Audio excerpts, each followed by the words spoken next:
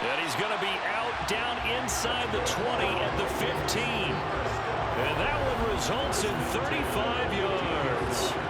Well, one thing's for sure. They're going to have to come up with something at halftime because he is absolutely roasting them right now. They're going to go through the whole litany of things, changing coverages. What are we going to do to put a man on him? The big thing to me is treat it like a good pitcher treats pitching a game. Change your timing. Change your location. So sometimes... And this ball is caught by Irv Smith.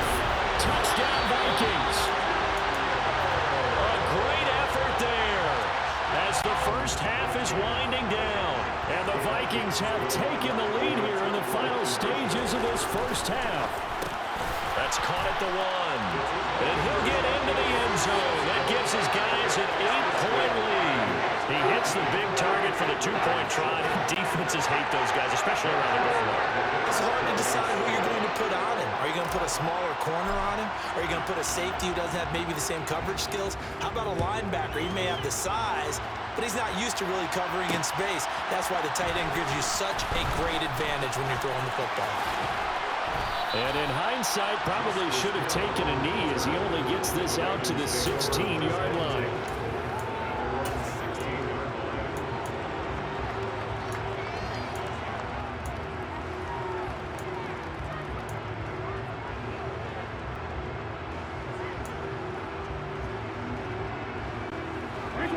The Raven offense set at the line for this next drive.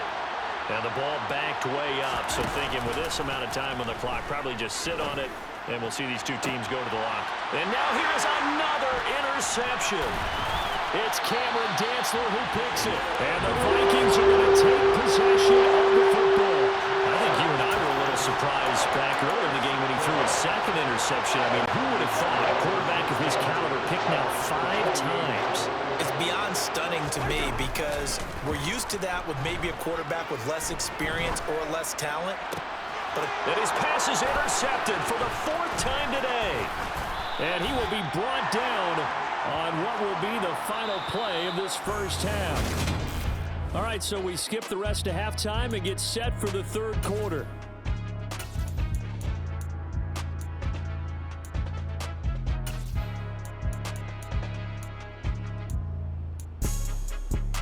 And we welcome you back live now inside the booth alongside Charles Davis. I'm Brandon Gaudin, set and ready to rock for the 3rd quarter.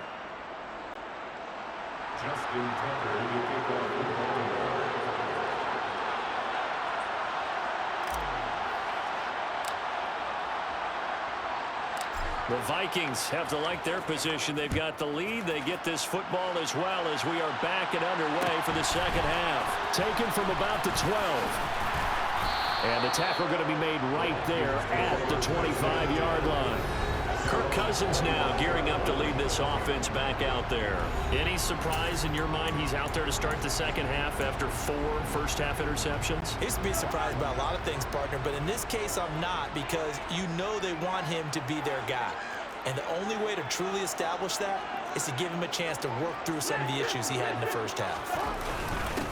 Starting the 3rd quarter with Cook. And down he goes, but he takes it up to the 40. So quickly all the way up at the 40-yard line. On play action, Cousins. That is caught by Thielen.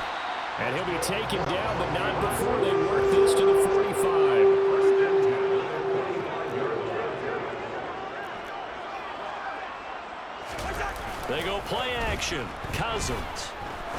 He's going to let this go. Back of the end zone. And incomplete on the deep ball.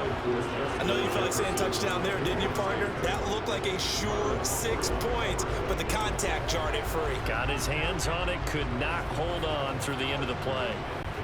Glad to have you with us from Minneapolis. 3rd quarter here, 2nd and 10. Play action now, Cousins. He lets this one fly toward the back of the end zone. It's caught